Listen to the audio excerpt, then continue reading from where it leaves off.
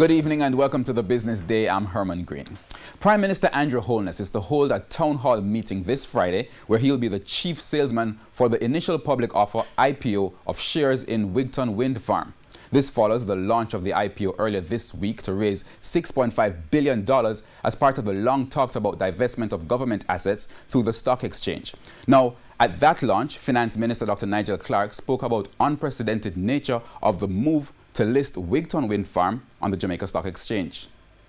The first is that this is the first IPO of a government company in approximately 30 years, approximately. Just think about that. The first IPO of a government-owned company in nearly 3 decades. It's also significant because the government is divesting via the stock exchange 100% of WIGTON. There's no precedent for that. Now, the IPO was to raise $5.5 billion. Energy Minister Favour Williams, who was also at the IPO launch, says of all the divestments to come on stream, WIGTON's governance framework reflects the easiest transition to the stock exchange. From being a government-owned public body to become a main market-listed company entirely owned by private Jamaican investors, lots of Jamaicans, at least 10,000 Jamaicans. And I'm truly privileged to be here to witness this historic occasion.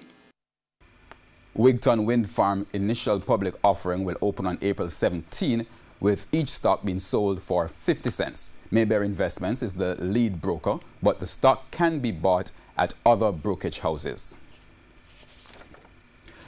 The Jamaican dollar continued its slide against the US dollar today. The greenback sold for $131.65. The Canadian dollar is now at $99.43. It now costs $169.72 for the pound sterling, while the euro went for $149.56. Now, oil prices traded lower today. Oil for delivery in May lost 17 cents to trade at $63.58 a barrel. On the stock exchange, the JSE index lost 3,720 points today, while the junior market index, it's up 9 points. Among today's winners, Derrimon Trading, Stanley Motor, Berger Paints, Jamaica Broilers Group, and Lasco Manufacturing. On the losing side were iCreate, Barita Investments, Main Event Entertainment Group, Radio Jamaica, and Proven Investments. That wraps up the Business Day. I'm Herman Green. Good evening.